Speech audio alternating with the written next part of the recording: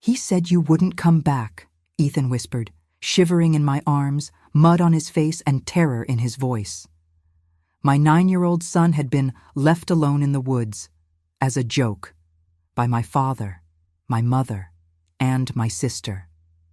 And while I searched for him in the freezing dark, they laughed by the fire. But that wasn't the worst part. Natalie took a photo of him sobbing under a log and posted it online, mocking him, mocking me. PTA moms liked it. My ex saw it. Now I have 6 weeks to prove I'm a fit mother, or I lose my child. They think I'll fall apart, but they forgot who raised me. I learned to survive their cruelty with proof, and this time I kept receipts. My name is Rebecca Mercer, and I'm 45 years old. I live with my son Ethan in a small town where morning routines, his cereal crunching, my whistling kettle, almost mask the weight of what's coming. My parents, Paul and Marianne, taught me early that laughter meant someone was about to bleed dignity, and my younger sister Natalie learned their craft well. Even now, they coordinate their mockery like athletes at practice, trading barbed jokes across our weekly calls. But they don't know about my cloud folders, screenshots, voice memos, dated records, habits I learned surviving their lessons. My son Ethan is too gentle, too buried in his books to see the sharks circling, and I won't let them cross that line. Some say blood is thicker than water, but in my family, there's always a price for belonging. But let me start from the beginning. That crisp October morning started like a postcard, all golden light and maple leaves spinning down. I watched my father, Paul, muscle a cooler into his SUV, while my mother, Marianne, clicked through her camping checklist for the 3rd time. My sister Natalie lounged against the car, scrolling on her phone and smirking about proper wilderness hazing. You know those moments when your gut screams but your head talks you down. That was me, loading Ethan's backpack while reciting my goals like a prayer. Bridge the family rift. Show my son how adults handle differences. Maybe even spark some warmth between generations. "Boy needs toughening up," my father announced, slamming the trunk. Too many books, not too enough bark on his knees. He'd been hammering that theme since I'd agreed to this trip, each repetition making my shoulders tighter. Have you ever watched a storm build while everyone around you plans a picnic? That's what it felt like, hearing them joke about character building as we pulled out of the driveway. The campsite was about 40 minutes up Forest Service Road 23, a pocket of flat ground tucked between pine stands. Close enough to Way, the main trail for cell service, far enough to feel properly woodsy, perfect for a family trying to reconnect, or so I'd thought. The October chill had already stripped most leaves, leaving skeleton branches against a pewter sky. "Ethan stays within sight," I'd said while we set up, making eye contact with each adult. "That's non-negotiable." They'd nodded, wearing those same smiles I remembered from childhood, the ones that never quite reached on their eyes. When twilight started creeping in, I headed out to gather firewood. Enough for the night, maybe rebuild some trust over s'mores and stories. My father's laugh carried through the trees like a dare, but I pushed down the old reflex to flinch. Natalie was telling some story about her latest promotion, her voice pitched to Carrie. 10 minutes, tops. That's all I was gone. I came back to an empty log where Ethan had been reading his astronomy book. His blue hoodie was gone, water bottle abandoned. The clearing felt wrong, too quiet, like nature holding its breath. "Where's Ethan?" My voice came out steady, but my hands had already curled into fists. My father looked up from stoking the fire. "Oh, he's fine, getting some real outdoor experience." "What does that mean?" Ice spread through my chest. "Where is my son?" Natalie's grin widened. "Relax, sis. It's just a little courage training. Remember when Dad did it to us? Best way to learn self-reliance." The memory slammed back, being 9 years old, abandoned in darkness, crying until my throat was raw. I'd sworn never to let that happen to my child. "You left him alone in the woods?" The words tasted like copper. It's getting dark. He's wearing a thin hoodie. The temperature's dropping." My mother waved dismissively. "He needs to learn. You're making him soft." I snatched up my flashlight, already moving toward the tree line. October darkness isn't like city night. It swallows everything, even sound. Brambles caught at my jacket as I pushed through, shouting his name. "Ethan! Ethan!" Nothing but wind in dead leaves. My light carved useless circles in the black. He could be anywhere, getting farther lost with each scared step. I tried calculating distances, angles from camp, but panic kept scrambling the numbers. Then, so faint I almost missed it, a whimper floated from somewhere left. I swung my beam toward the sound, heart hammering. "Ethan?" The whimper came again, fainter this time, then vanished completely into the dark. I forced myself to think like the search and rescue mom I'd watched on that wilderness survival show. Triangulate the sound, mark your path, control your breathing. My hands shook as I unknotted my silk scarf, tearing it into strips to tie on branches. Each marker gleamed pale in my flashlight beam, building a trail back to camp. You ever notice how fear makes time stretch like taffy? Every step felt like wading through molasses, but I kept my breath steady, 4 counts in, 4 counts out. Had to stay sharp, had to think clearly. Something white caught my light near a cedar's roots.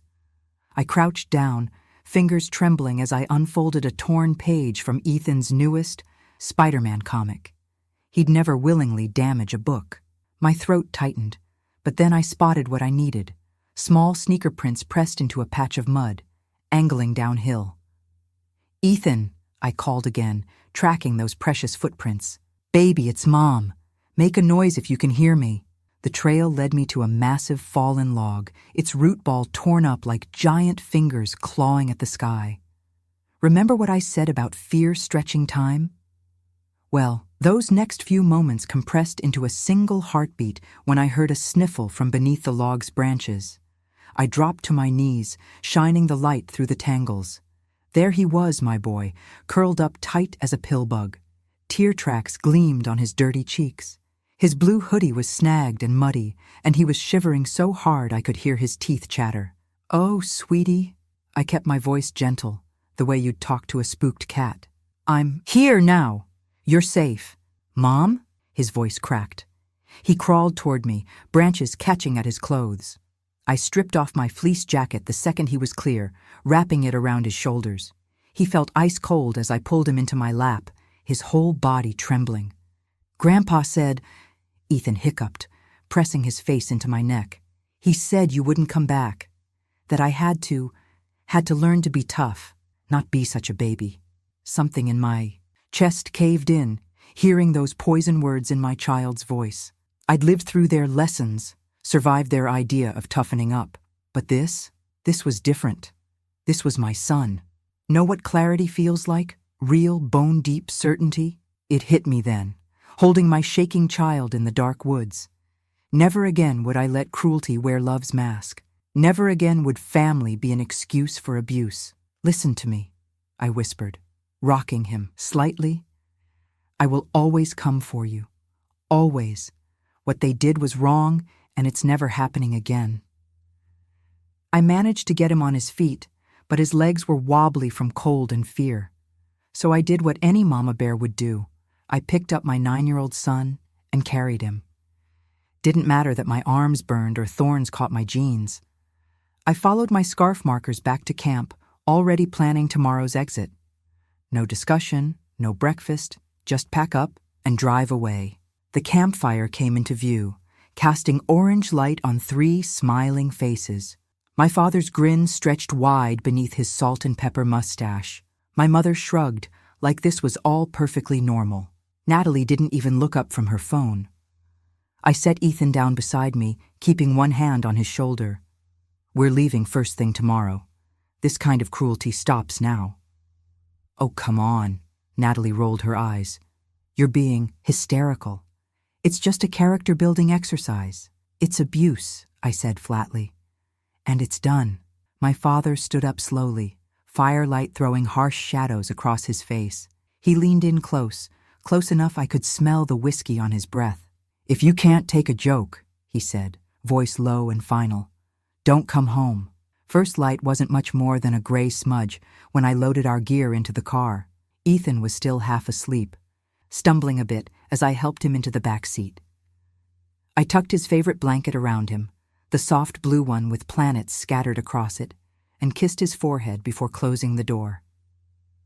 You know that moment when you're finally escaping something toxic? When the air suddenly feels cleaner? That's what hit me as I turned the key in the ignition. "Home is where you're safe, baby," I told him as we pulled away from the campsite. The gravel crunched under our tires, each turn taking us further from that nightmare. And sometimes love means saying no to people who hurt us, even if they're family. He nodded, already drifting off again. Poor kid was exhausted. Fear will do that to you. Once his breathing evened out, I activated my phone's voice recorder. Friday, October 15th, 2:47 a.m. Found Ethan at coordinates. I glanced at my GPS app, reading off the numbers. Cedar Log Landmark, approximately half-mile southeast of campsite. Temperature 42 degrees Fahrenheit. Subject wearing thin blue hoodie, no additional warm layers provided. Paul Mercer's statement upon discovery, quote, "If you can't take a joke, don't come home." I've learned to document everything. When you grow up with gaslighters, proof becomes your shield. At the first rest stop, I snapped a photo of that Cedar Logs location on my map app and uploaded everything to my secure cloud folder. You never know what detail might matter later. The sun was properly up by the time we hit familiar streets. I sent the bare minimum text to my mother. "We're home safe. Need space. We'll contact when ready." Then I switched off my phone. Whatever drama they wanted to stir up could wait. Amazing how quickly you can fall back into normal routines, isn't it? By Monday morning, we were back to our regular rhythm. Cheerios for breakfast. Ethan always insists on counting exactly 12 raisins on top. Double-checking his homework folder, that little wave he gives me from the school steps. I made his favorite mac and cheese for dinner. Extra cheese, just the way he likes it. We played Uno until bedtime, and I read him 2 chapters of Percy Jackson instead of our usual one. Small comforts, but they matter. They're how you rebuild safety. "Mom?" he asked as I tucked him in. "You'll always come find me, right?" "Always," I promised, smoothing his hair back. "No matter what, no matter where." Once he was asleep, I finally powered up my phone and opened social media. Should have known better, really. Should have waited until morning. My hands shook as I took screenshots, downloading everything. The location tags, the timestamps, the growing list of likes and comments. Mrs. Henderson from my book club had laughed, reacted. So had half the PTA board. "Tuesday, October 19th, 9:47 p.m., I whispered into my voice recorder. Documented social media post mocking minor child's distress. Multiple identifying details visible. Engagement metrics as follows. Over the next few days, I felt the whispers growing. You know how small towns are. Gossip spreads like poison ivy. I caught the side eyes in the grocery store pasta aisle. Noticed how conversation died. When I approached other parents at school pickup. My neighbor Julie, who usually chatted over the fence, suddenly became very interested in her phone whenever I stepped outside. "That poor boy," I overheard at the pharmacy. His mother's obviously coddling him. Ethan felt it too. Thursday night, he had a full anxiety attack at bedtime. "I don't want to go to school tomorrow," he whispered, clutching his pillow. Tyler saw the picture. He called me a baby. I was still holding him, murmuring reassurance, when my phone pinged. The custody mediator's email subject line made my blood run cold. Immediate concern. Call tomorrow regarding online incident. The next morning, I sat at my kitchen table with a fresh legal pad and steaming coffee, waiting for Karen's video call to connect. My hands were steady. They always are when things get serious. Funny how crisis can sharpen you, isn't it? "Rebecca," Karen's pixelated face appeared, all business. "I appreciate you meeting on such short notice. We need to discuss some concerning developments." I'd dealt with Karen for 2 years since the divorce. She wasn't one for small talk, which I usually appreciated. Today, though, her directness made my coffee taste like acid. Several parties have forwarded me screenshots of your sister's social media posts, she continued, shuffling papers off-screen. More concerning are the reports from other parents about Ethan's increasing anxiety at school. As you know, our primary mandate is ensuring a stable environment. I understand, I said, pen poised. We've already scheduled an intake with Dr. Matthews for… Rebecca. Karen's interruption was gentle but firm. This isn't just about therapy. We need a comprehensive safety plan, and quickly. The court review is in 6 weeks. My pen froze mid-word. 6 weeks? Given these new concerns, Judge Martinez moved up our regular quarterly review. We need to see concrete steps showing you can protect Ethan from emotional harassment, including from extended family. She paused, letting that sink in. If we can't demonstrate that, your ex-husband's petition for full custody will look much more compelling. The thought of losing Ethan sent ice through my veins, but I kept writing. Write it down. Stay focused. Find the path forward. That's what Mom never understood about my obsessive note-taking. It wasn't anxiety, it was armor. I'm implementing several measures, I said, flipping to my bullet-pointed list. Beyond therapy, I've reported the posts for harassment, documented all interactions, and I'm drafting formal boundaries for my parents and sister. Good start, Karen nodded. But given the community impact, we need more. These rumors about your parenting could affect Ethan's school experience, his social development. I understand. I did. Small towns have long memories. I'll speak with them directly first. One civil attempt to handle this privately. Karen's expression softened slightly. That's reasonable. But Rebecca? Document everything. Every conversation, every text. If this escalates, we'll need it. After the call, I sat staring at my notes until the words blurred. 6 weeks to prove I could protect my son. 6 weeks to stop my own family from destroying what I'd built. I drove to my parents' house that afternoon, rehearsing my approach. Stay calm, stick to facts, focus on solutions. Their porch light was on despite the afternoon sun, Mom's weird habit, washing away shadows before they formed. Dad answered my knock, surprise flickering across his face. Well, look who's decided to grace us, with her presence. Can we talk? I kept my voice neutral. All of us, including Natalie. It's important. 10 minutes later, we sat in their familiar positions. Dad in his porch rocker, Mom perched on the swing, Natalie leaning against the railing. The same spots they'd occupied during countless family discussions that always ended with someone in tears. The custody mediator called, I began, watching their faces. Those social media posts about Ethan? They're affecting his school life, his mental health, and now my custody arrangement. Natalie's smirk made my stomach turn. Mom started fidgeting with her necklace, her tell when she's uncomfortable but won't admit why. I have 6 weeks to prove I can protect him from emotional harassment, I continued, including from family. I'm asking you please, take down the posts, stop the public mockery. We can set healthy boundaries and… Healthy boundaries? Dad's voice had that dangerous quiet I remembered from childhood. You mean controlling everyone around you because you can't handle normal family dynamics? This isn't about control, I said, gripping my notepad tighter. This is about Ethan's well-being and my ability to… To what? Dad stood suddenly, making Mom jump.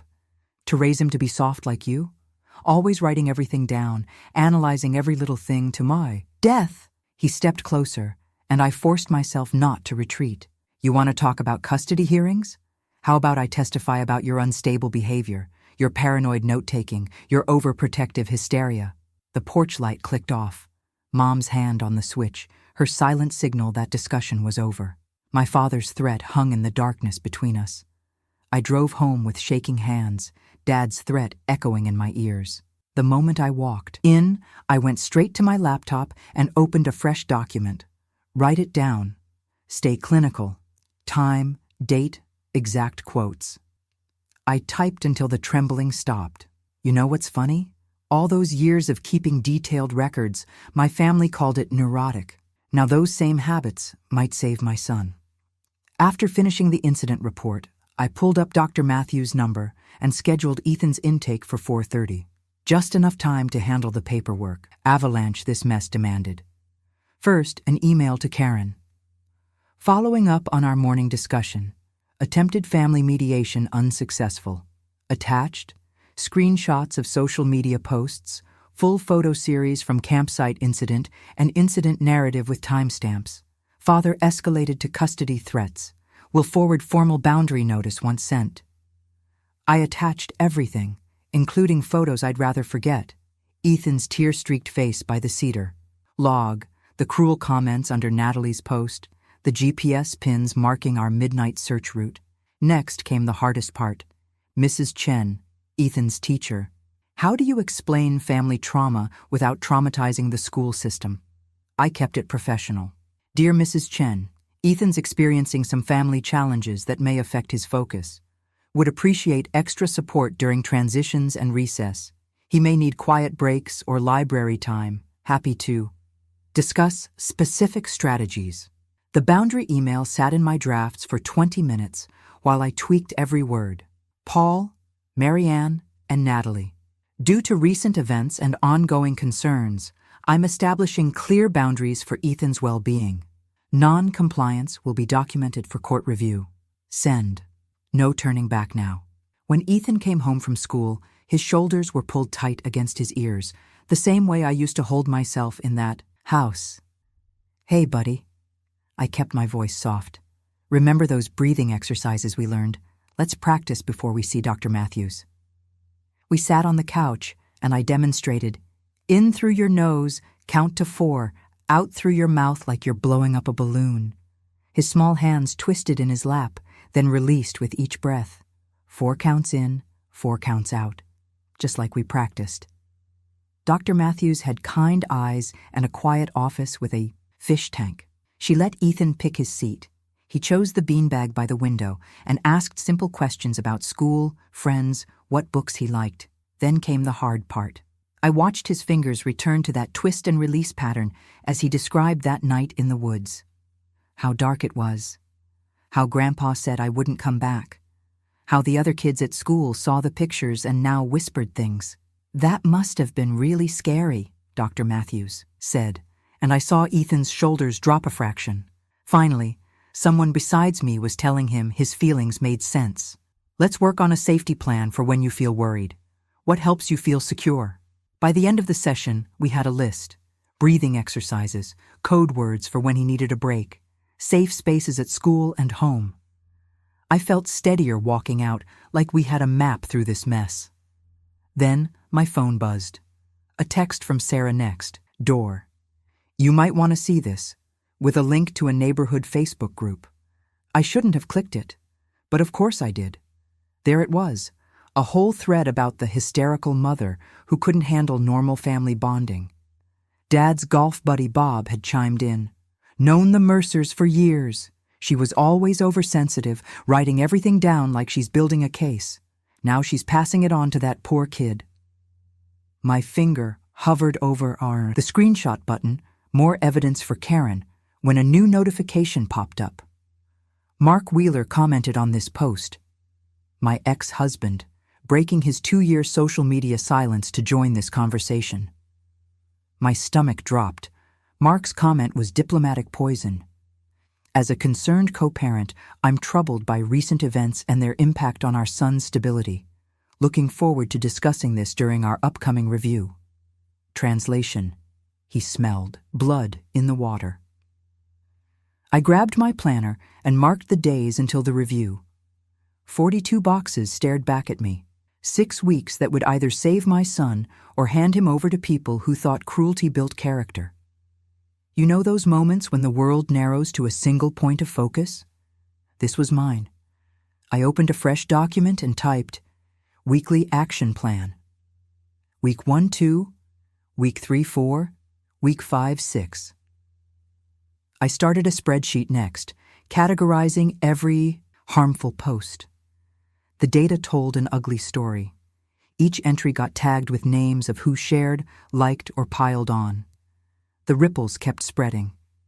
The next morning, I drove back to the campsite. The autumn air bit through my jacket as I walked the same trail, this time with purpose instead of panic. I found the cedar log where Ethan had huddled. It looked smaller in daylight, but no less haunting. Remember how certain places just freeze a moment in time? The bark still held traces of his tears. I pulled out my phone and started recording. Trail marker 47, location where Ethan was found at approximately 11:42 p.m. Distance from main camp, 0.7 miles, no cellular service, ambient temperature that night, 48 degrees Fahrenheit. Complete darkness by 8:15 p.m. My voice stayed steady as I documented every detail. The steep drops nearby, the thorny undergrowth, how far sound carried in the valley. Evidence doesn't need emotion to tell truth. Back at my car, I checked my messages. 3 polite brush-offs from other campers who'd been there that night. Sorry, didn't see anything unusual. Not comfortable getting involved. Maybe check with the ranger station? They all knew what happened. They just didn't want to pick sides. Then came Natalie's email. Just a photo, her smirking face in a hiking hoodie, captioned, "Still laughing." Manahom. Fingers itched to reply with every sharp truth I'd stored up over the years. Instead, I took 3 deep breaths and hit archive. Let her dig her own hole. Looking at my progress, doubt crept in. What did I really have? Some screenshots, a video of an empty trail, therapy appointments, and a whole lot of people looking the other way. Would it be enough to convince Karen I could protect Ethan when my own family was leading the attack? My phone buzzed again. A voicemail notification. You have 1 new message from Mr. Hanley. Scouts. I played Mr. Hanley's message again, his gravelly voice steady and clear. Mrs. Mercer, I was at the campground that night. Site 23. Saw some things that might help. Call when you can. You ever notice how hope feels different from wishful thinking? Hope has weight to it. I dialed his number, hands trembling slightly. Mr. Hanley? This is Rebecca. Mercer. Been expecting your call. His tone was matter of fact. I'm retired now, but I led Troop 442 for 20 years. Know your boy Ethan from last summer's day camp. Good kid. Quiet, but sharp. Yes, he is. I swallowed hard. You said you were there that night? Site 23. 2 spots over from yours. Was reading by my lantern when I saw your father leading Ethan down the west trail. Around 8:30, maybe 8:45. Ethan came back alone hours later. Then you found him. My chest tightened. You saw my father take him? Clear as day. Had my camera out earlier for some night shots. Caught a few frames of the lantern light. Got some of your search too. The flashlight beams through the trees. Time stamps on everything. I pressed my palm flat against the kitchen counter to steady myself. Here was an adult witness, someone with credibility who documented the whole thing. Would you be willing to meet? I asked. And possibly make a statement? Coffee shop on Oak Street. Tomorrow at 10? He paused. I'll bring the photos and my notary stamp. Still keep it from my real estate days. The next morning, I arrived early and claimed a corner table. Mr. Hanley walked in right at 10, silver-haired and straight-backed, carrying a manila envelope. He ordered black coffee and got straight to business. These first 3 show your father and Ethan. He laid out the photos. See the lantern moving away from your sight? Timestamp 8:37 p.m. Then here's your father coming back alone at 9:02. The images were grainy but unmistakable. Paul's distinctive gait, Ethan's small figure beside him, then just Paul's solitary return. And these are from later. More photos emerged. Your flashlight searching started around 11:15. You found him just before midnight. I studied each shot, my throat tight. The light beams cut through darkness like desperate fingers reaching. Mr. Hanley, would you be willing to put this in writing? For a custody hearing? He was already pulling out a legal pad. Been drafting it since that night. Figured someone would need the truth eventually. For the next hour, we refined his statement. He detailed times, distances, and his clear view of Paul leading Ethan away. He described watching my search and hearing Ethan's cries. When he finished, he pulled out his notary stamp and made it official. Back home, I assembled the evidence binder. I emailed Karen a summary of the new developments. Her response came quickly. This adds significant weight to your position. Please bring full documentation to next week's review. For one bright moment, I felt solid ground under my feet. Then came the letter from Sterling and Associates, Paul's attorneys. Our client maintains the event in question was a supervised character-building exercise conducted within acceptable parameters of outdoor education. Any attempt to mischaracterize this as abandonment will be vigorously contested. My hands shook as I read the rest of their threats, but I forced myself to screenshot and save it. More evidence of their mindset. The court date notification arrived minutes later. Notice of hearing family court division date. November 15th, 2023, time, 9 a.m. I stared at my phone's calendar, the November 15th hearing date glowing like a beacon. 2 weeks. My shoulders slumped as I scrolled through the endless screenshots and notes I still needed to organize. The weight of it all, the mockery, the threats, the constant documentation, pressed down until my fingers froze over the keyboard. You know that moment when giving up feels like the easiest path? When you think, maybe silence would hurt less than fighting. I closed my laptop and walked to the kitchen window. The autumn wind rattled leaves across our driveway, and I remembered Ethan's voice from that night, small and broken. Would you come back? The question that changed everything. Always, I'd promised. And I meant it. I pulled out a pot and started chopping vegetables for soup. The steady rhythm of the knife against the cutting board helped me think. As the broth simmered, I practiced my testimony out loud. Yes, Your Honor, my father led my 9-year-old son into dark woods at 8:37 p.m., leaving him alone for over 3 hours in 45-degree weather. The facts were clear, but my voice wavered. I tried again, stronger this time. Between stirring the soup and toasting bread, I refined each point until the words flowed naturally. Mr. Hanley called that evening to prep. Remember, he said, this wasn't some supervised camping lesson. The boy was abandoned without water, warmth, or any way to signal for help. How far could you see from your campsite? I asked, taking notes. Clear view to the trail junction about 60 yards. Your father's lantern was visible the whole way until they turned west. When he came back alone, I knew something was wrong. We spent an hour mapping his testimony. His scout leader experience made every detail land harder. The dangerous temperature drop, the disorienting darkness, the psychological impact on a child. The next morning, I sat with Ethan at the kitchen table, explaining how the video statement would work. You'll only talk to the judge for a few minutes, I said, watching his fingers fidget with his cereal spoon.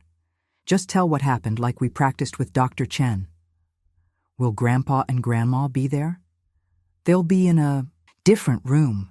You won't see them at all. He nodded, then asked quietly, Can I bring my space book, the one about Mars? Of course, honey. My heart squeezed. Even now, he was planning his own comfort.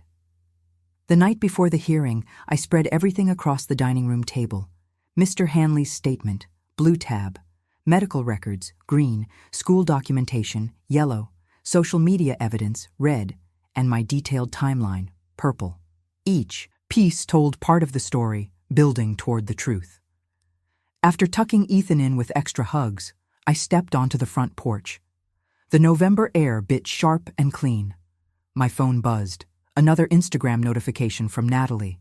I almost ignored it, but documentation habits die hard. I took screenshots, noting the timestamp and URL. The metadata would show she posted this the night before a custody hearing. More proof of their unrelenting mockery. My phone chimed again. Reminder, court hearing, 9 a.m.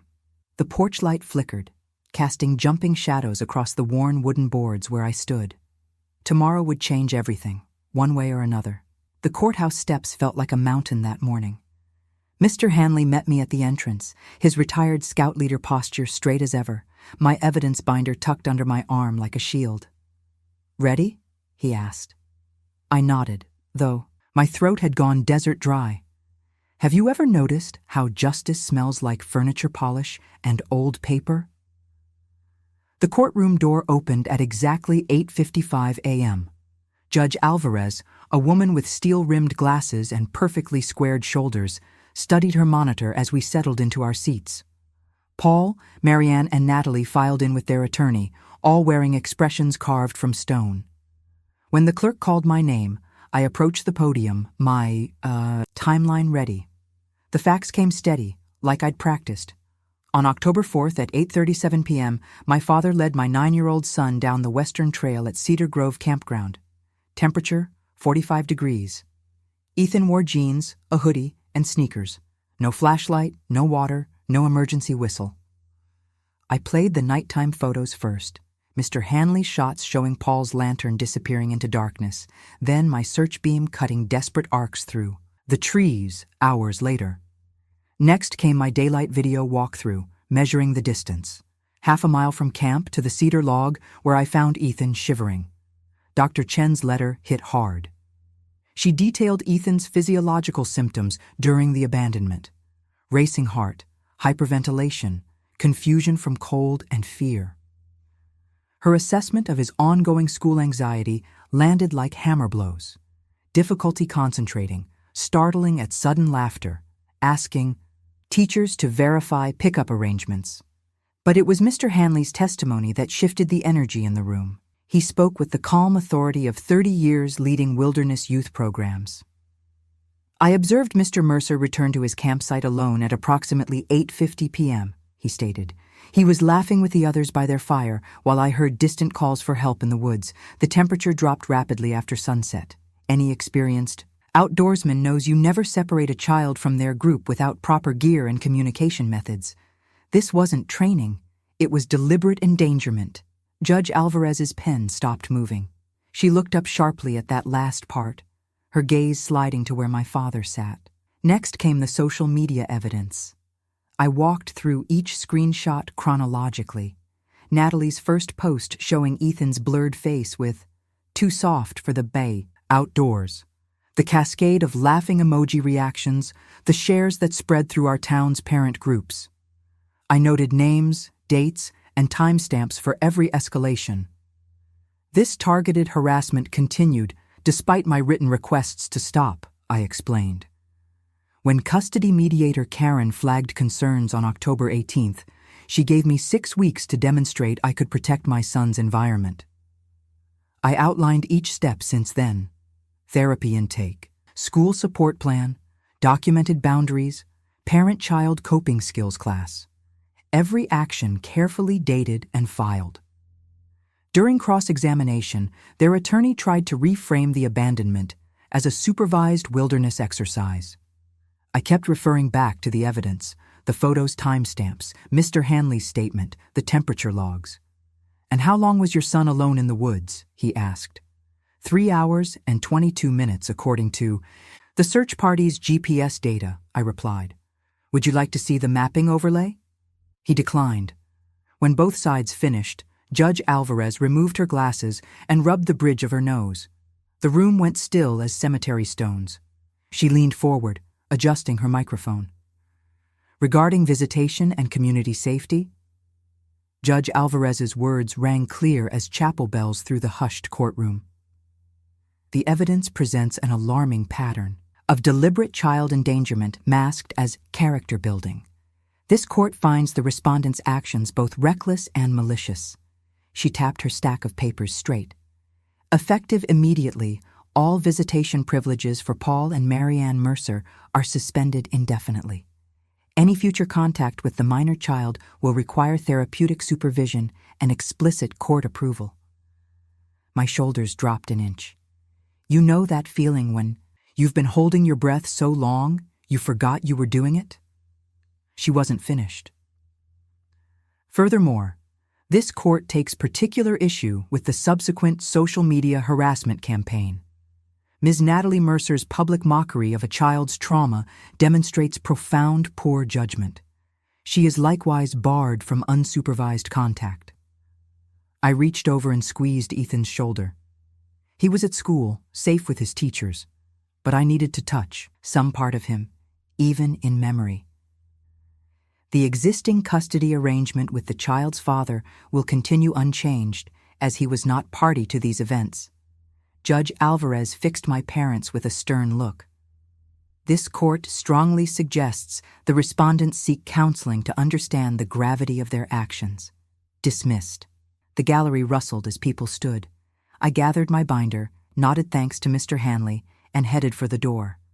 Paul and Marianne avoided my eyes, but Natalie's face was flushed dark as she whispered something to their attorney. In the marble hallway, a woman with a press badge stepped into my path. "Rebecca Mercer? Lisa Chen from Channel 4 News? Could we get your comment on the ruling?" "No comment," I said, already moving past her. "My focus is on my son's well-being." She called after me. "What about the social media aspects of the case? Any response to—" But I was already through the heavy doors and into the crisp November air. I had better things to do than feed sound bites to the evening news. That night, while stirring pasta for dinner, I caught part of Lisa Chen's segment anyway. They used my courthouse steps footage of no comment, but focused mainly on the ruling itself. The ticker below read, "Local court addresses social media prank culture." My phone buzzed. A message from Diane popped up. She worked with Natalie at Marshall & Reed Marketing. "Hey Beck, wanted you to know HR saw the news segment. They're taking it seriously. Can't say more, but heads up." I typed back, "Thanks for letting me know." But I didn't let myself expect anything. The world doesn't always balance its books so neatly. Instead, I focused on what I could control.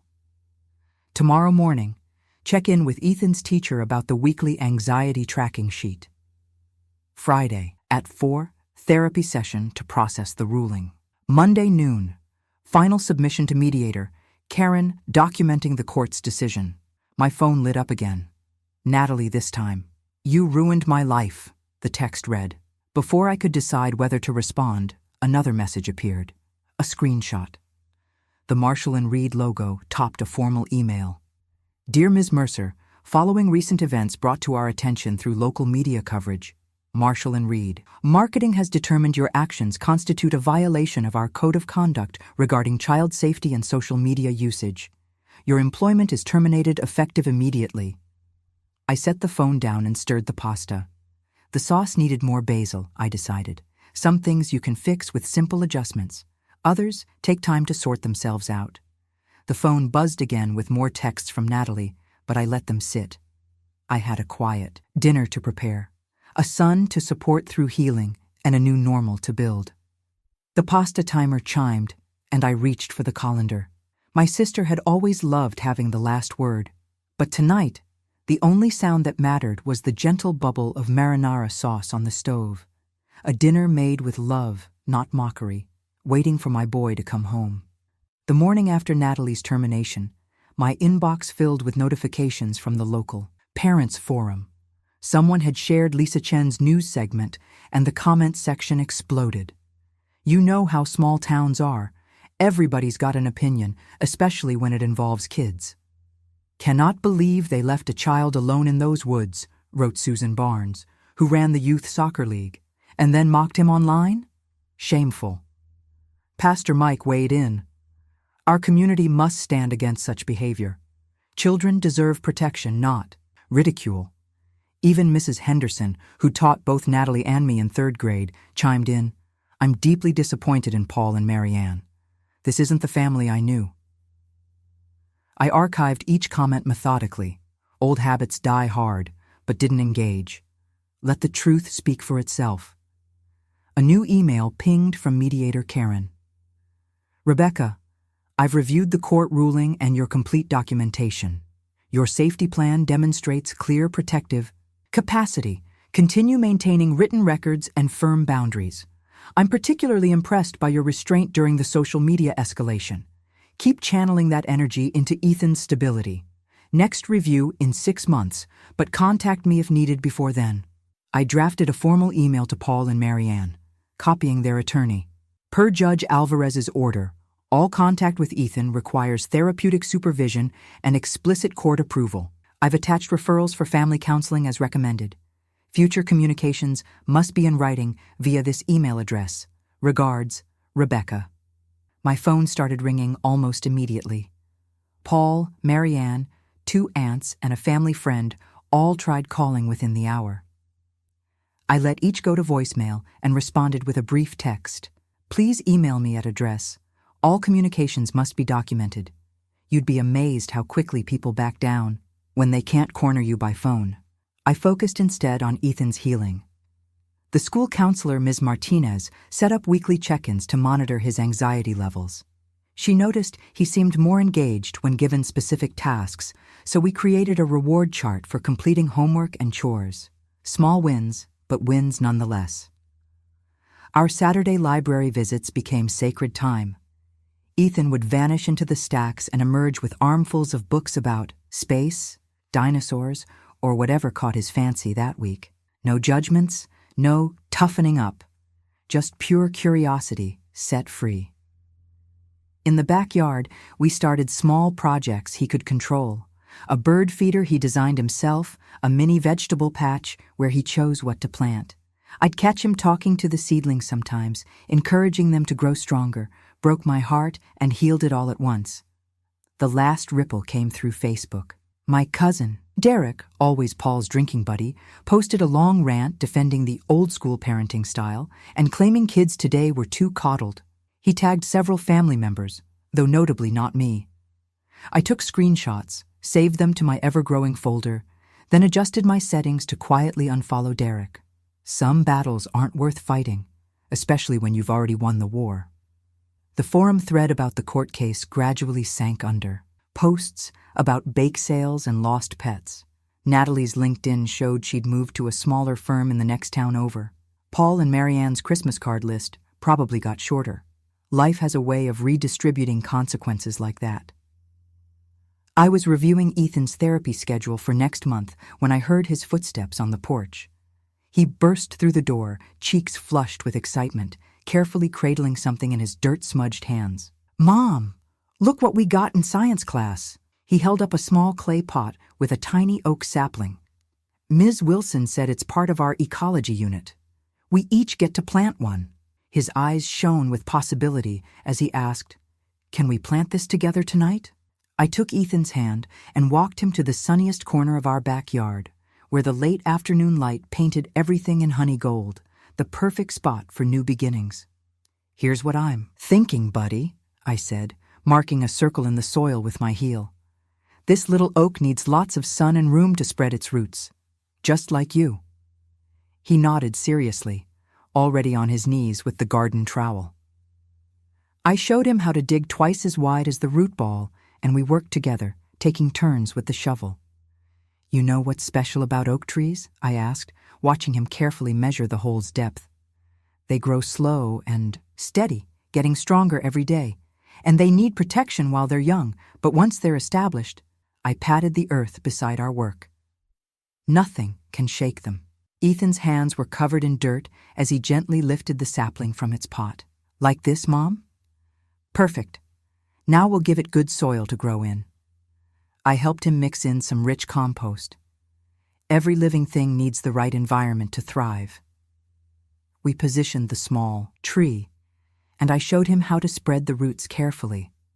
"See how we're making sure none of them are bent or tangled? That's because they need to grow straight and strong," he finished, smiling up at me. "That's right." I pulled the garden hose closer. "We'll make a watering schedule and post it on the fridge. Trees need regular care, not just one big drink now and then." While Ethan patted down the soil, I snapped a quick photo and attached it to my final email to mediator Karen. Attached, updated supervised contact order, posted on home bulletin board, and Ethan's sleep log showing marked improvement. His nightmares have decreased from 3 to 4 times weekly to once in the past 14 days. School reports increased classroom participation. Will continue maintaining boundaries and documentation as discussed. I hit send and looked up to see Ethan carefully measuring the mulch ring around his tree. Such focus in those small hands that had trembled in the dark woods not so long ago. The news about Natalie's firing had spread through town like wildfire. Her company's HR department had been crystal clear. Endangering a child violated their ethics policy. She'd moved 30 miles away to a smaller firm, her carefully curated social media presence now conspicuously quiet. Paul and Marianne's social circle had contracted sharply after the court ruling. Their Sunday brunches grew smaller as former friends found other plans. The neighborhood holiday party list shortened by a dozen names. Not because anyone made a big scene. Small towns work in whispers and gentle distances. "Mom?" Ethan's voice pulled me back. "Can we make a sign so everyone knows it's my tree?" "Of course we can." I helped him straighten up, brushing dirt from his knees. "What should it say?" he thought. For a moment, then brightened. "How about Ethan's oak, planted with love?" My heart squeezed. "That's perfect, honey, because that's exactly what we're doing here, planting with love." We stood back to admire our work. The young oak stood barely 3 feet tall, but its leaves caught the golden light like tiny flames. Already it looked like it belonged there, reaching toward the sky with quiet determination.